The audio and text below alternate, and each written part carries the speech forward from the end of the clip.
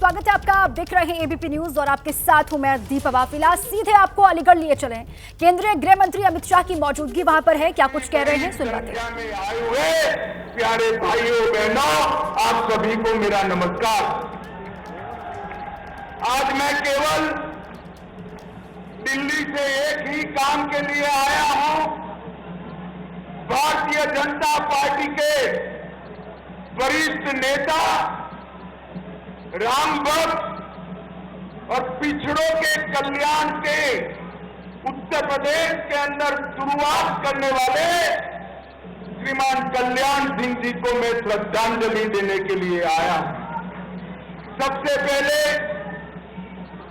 मैं देश के करोड़ों कार्यकर्ताओं की ओर से बाबूजी को श्रद्धांजलि देता हूं और उनकी पुण्य स्मृति को प्रणाम कर कर मेरी बात की शुरुआत करना चाहता हूं।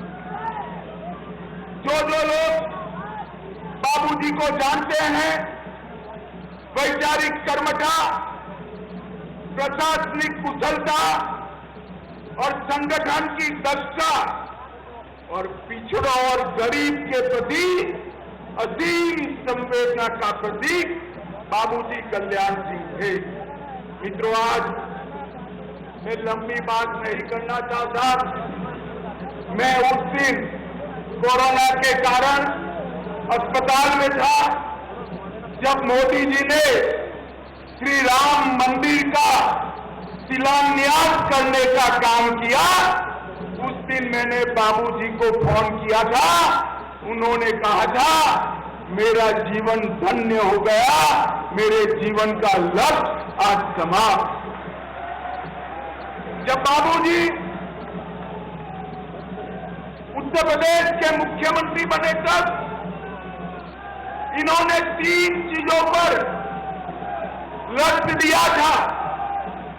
सबसे पहला, श्री राम जन्मभूमि आंदोलन को गति देना। दूसरा, गरीब कल्याण के भारतीय जनता पार्टी के विचार को जमीन पर उतारना। और तीसरा, सामाजिक सद्भाव बिगाड़े बगैर, जातिवाद को उकसाए बगैर करोड़ों करोड़ों पिछड़ा समाज के लोगों का कल्याण। आज मुझे बड़ा हर्ष है, ये तीनों कामों को नरेंद्र मोदी जी आगे ले जा रहे हैं।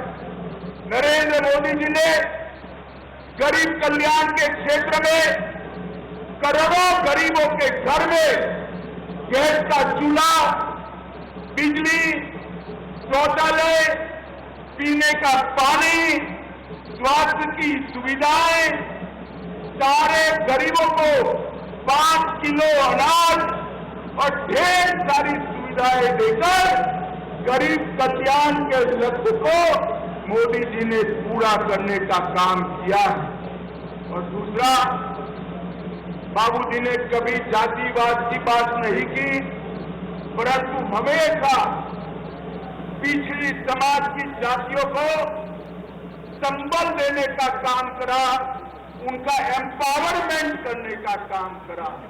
और एक बार फिर से आपको सीधे लिए चले अलीगढ़। केंद्रीय गृह मंत्री अमित शाह को सुनवाते हैं। अटका रही थी, भटका रही थी, लटका रही थी।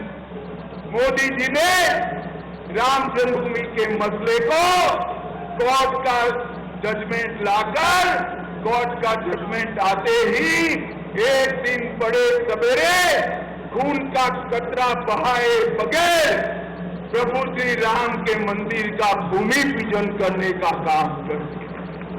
मित्रों, आज मैं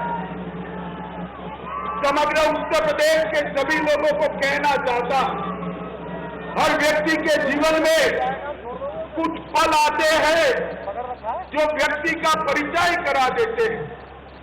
बाबूजी के जीवन में भी एक ऐसा पल आया। राम भक्तों का सैलाब अयोध्या में उमड़ पड़ा, बात आपे के बाहर गई। सब लोगों ने दबाव बनाया कि गोलीबार कर गोलियां चलाकर कार सेवकों को रोका जाए। और बाबूजी ने वो पल जो उनका परिचय कराता है, निर्णय लिया कि मैं गोली नहीं चलाऊंगा, मैं मुख्यमंत्री पद त्याग। और मित्रों, ये बहुत बड़ा संदेश उन्होंने देने का काम किया है।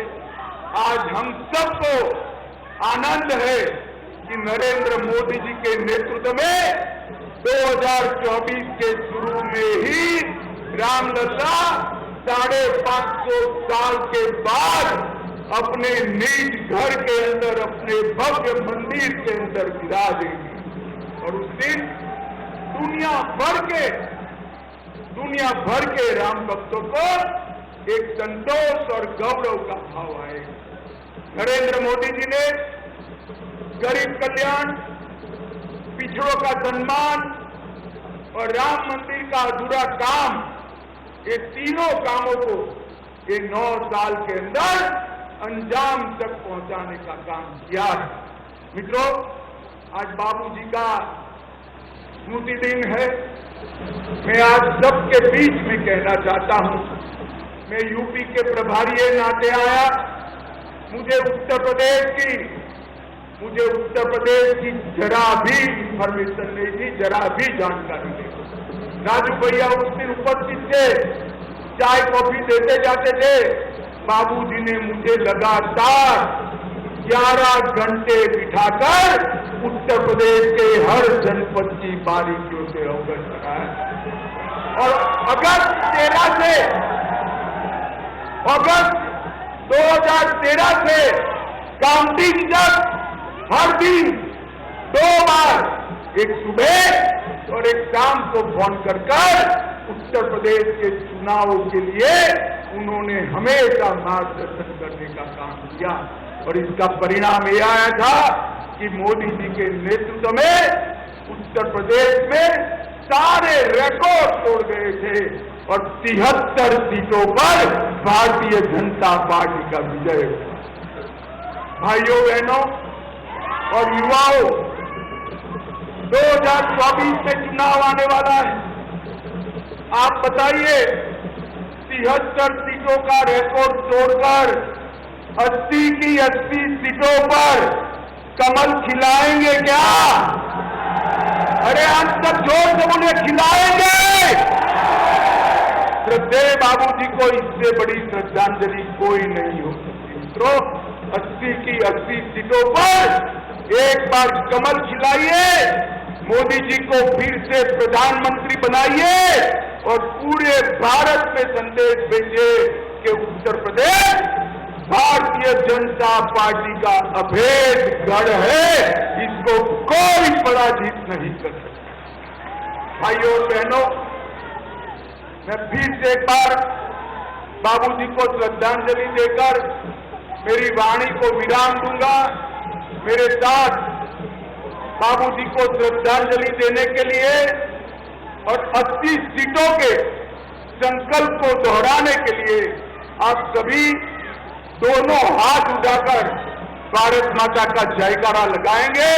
मेरे साथ उठाइए दोनों हाथ, विजय के संकल्प की मुट्ठी बीजिए और प्रचंड आवाज से बोलिए, भारत माता की, भारत माता की, भारत माता की, वंदे वंदे वंदे।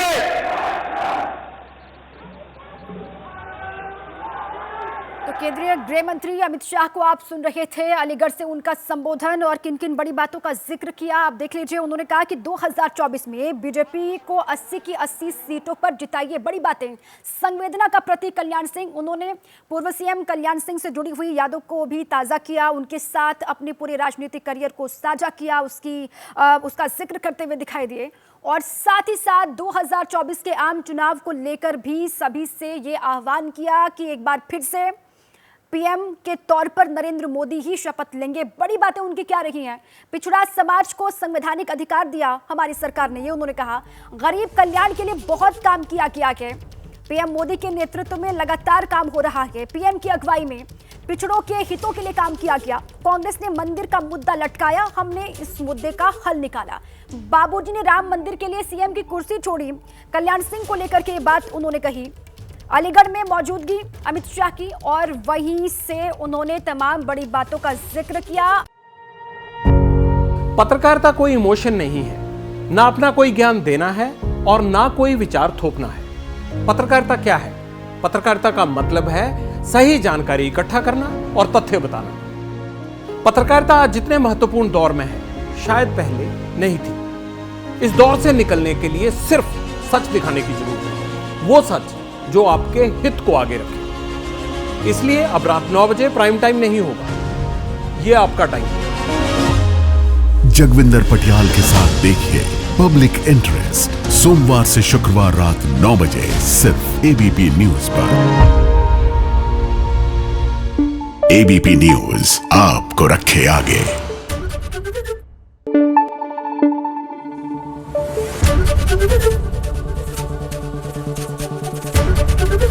एबीपी न्यूज आपको रखे आगे।